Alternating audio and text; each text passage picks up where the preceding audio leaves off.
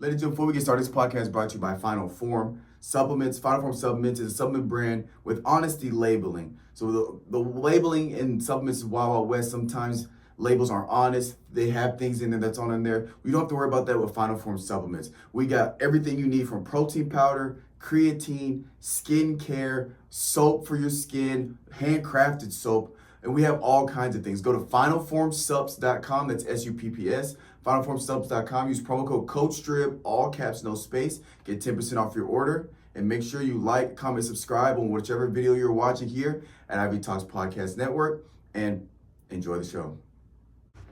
Ladies and gentlemen, welcome back to another episode of the WNBA coverage. We have summed up, we have recapped, we have concluded the Olympic coverage as no surprise, but our women's team, shout out to our women's USA basketball team for bringing home the gold. So we're going to go over the last two games after the pool play, basically just the semifinals and the gold game. So real quick, USA versus Australia, pretty dominant win that we've pretty much seen this entire tournament.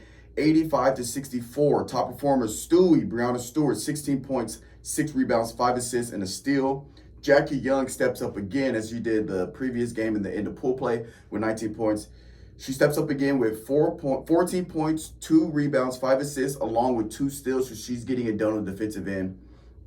Great two-way perimeter defender. And Aja Wilson, 10 points, 8 rebounds, 1 assist, 2 steals, and 4 blocks. So even though she didn't put up a crazy amount of points, as she didn't really need to, but she was still dominating on the defensive end with 2 steals as well as 4 blocks. So that takes them to their gold game against France. We saw France as was the gold match for the USA for both men's and women's. It was the French team.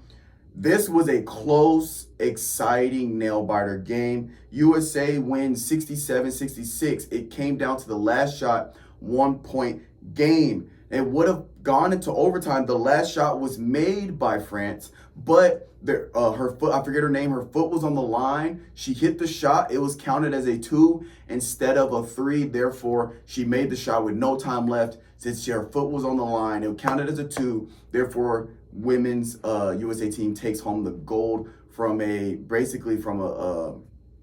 pretty big mistake with not being behind the arc on the last shot. Top performers, Aja Wilson, 21 points, 13 rebounds. Again, 1 steal and 4 blocks protecting the rim. Kelsey Plum stepped up, 12 points, 1 rebound, 4 assists, as well as Kaylee Copper, 12 points, 5 rebounds, 2 assists, 2 steals. So shout out Diana Taurasi.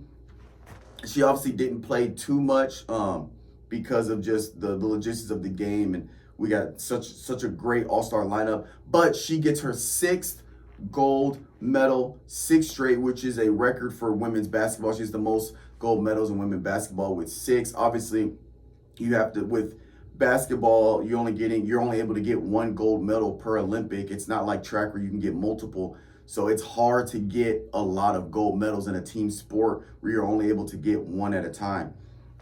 So she sets the record for 6. Shout out Aja Wilson, who gets the tournament MVP for the women's basketball. She played phenomenal. She played consistent. She played both sides of the ball. She was dominant, as we've seen that she's done in the WNBA. And shout out to the women's team for getting their 8th consecutive gold, 8 straight golds for the USA team. And so real quick, as we get ready, this is going to come out Thursday.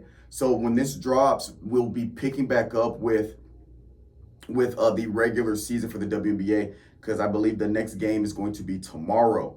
But before we get to that, I'm going to recap the standings and some of the statistical leaders for the WNBA just as a refresher. So in the East, remember, we have New York Liberty at the 1, Connecticut Suns at the 2. It's been a tight race right there between them, but the Liberty is kind of getting a little bit of a lead as they are 3 games ahead of Connecticut Suns. We have Indiana Fever at 3, Chicago at 4. There's a 1-game difference for them. Remember, they had been battling back and forth between their standings because they had been tight in games played and with their record. So Fever's 1 game ahead. And then you have Atlanta Dream at 5 and the Washington Mystics at 6. There's a 1-game difference between them two. So we could see them fighting for that 5th spot here in the second half of the WNBA. In the West, we have a tie for first at the Minnesota Lynx and the Seattle Storm, 17-8. They're both tied at 17-8. I believe the Lynx are winning their head-to-head series, so they are technically first if they were to end in a tie record-wise.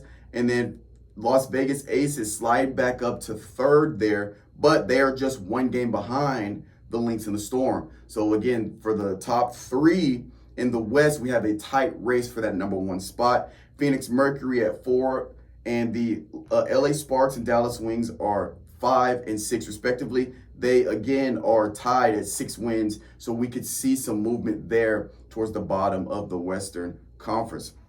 So go over real quick some statistical leaders. Angel Wilson, number 1 in points per game, 27.2. We have rebounds per game. I know we were talking about Angel Reese and Angel Wilson kind of really tight race.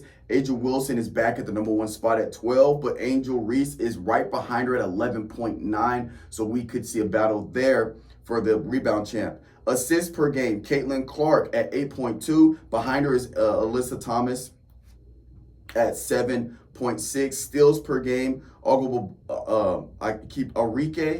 Ungbole sitting there at 2.7. Nafisi Collier at 2.2. And blocks per game, Angel Wilson at 2.9. She's starting to get some separation because I believe she was kind of going back and forth, but she's starting to get some separation at 2.9 blocks per game. So next week we're going to be back in full swing in the normal structure for the WNBA coverage and getting back into the regular season. So with that being said, I'm excited to see how this season plays out for these teams and getting closer to the playoffs. And we'll catch you guys next week.